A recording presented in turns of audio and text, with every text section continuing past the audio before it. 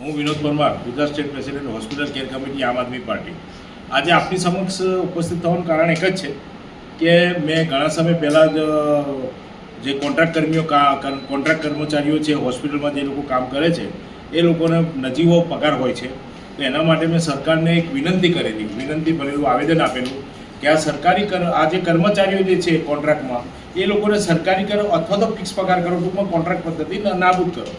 તો એમાં સરકાર પણ લાચાર છે એવું મને લાગે છે, કારણ કે એમણે એવો જવાબ કર્યો છે કે લેબર લો મુજબ અમે કોન્ટ્રાક્ટમાં જ રાખી શકીએ. હવે લેબર લો બનાવ્યો કોણે? મારો પ્રશ્ન એ છે, લેબર લો ક્યાંય છે જ નહીં. લેબર લો મુજબ તો તમે કોઈનું શોષણ કરી શકો નહીં. તમે આજે જોવા જાઓ તો વર્ગ 4ની અંદર જેટલા કર્મચારીઓ કામ કરે છે એ એસસી સમાજના જ છે કે એસટી સમાજના નહીવત પ્રમાણમાં આવશે, એસસી સમાજના જ છે.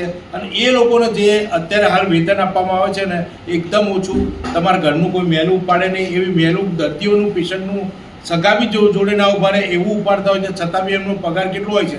9,000, 10,000, 12,000, બહુ વધી વધીને 14,000 રૂપિયા. એટલે આજે કોન્ટ્રાક્ટ કર્મચારીઓનું જે શોષણ થાય છે એ શોષણ નાબૂદ કરવા માટે આપણે સરકારને આપી, સરકારે એવું કહ્યું છે, સરકારે લેટર જે કર્યો એમાં એવું કહેવું છે કે લેબર લો મુજબ, એટલે ટૂંકમાં કહેવા મતલબ સરકાર આનો પગાર ફિક્સ કરી શકતી નથી કાં તો કોન્ટ્રાક્ટ સિસ્ટમ નાબૂદ કરી દેતી. આડકતરી રીતે એવો ઇશારો કરે છે કે તમે કોર્ટના દરવાજા ખખડાવો, કોર્ટ જ ચુકાદો લાવશે.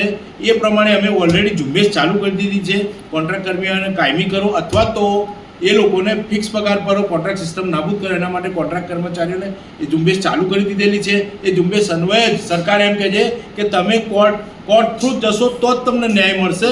તો આ હોસ્પિટલોની અંદર જેટલા કર્મચારીઓ કામ કરે છે કે જેટલા વિડીયો જોવે છે એના સગા સંબંધી જો કામ કરતા હોય તો એમને નમ્ર વિનંતી કે એ લોકોને આ ઝુંબેશમાં જોડાવા માટે જાગૃત કરે અને એ લોકોને કંઈ પણ જોઈતું હોય, કંઈ પણ જરૂર હોય, કંઈ પણ સવાલ કરવા હોય તો નંબર મારો છે 8980022488.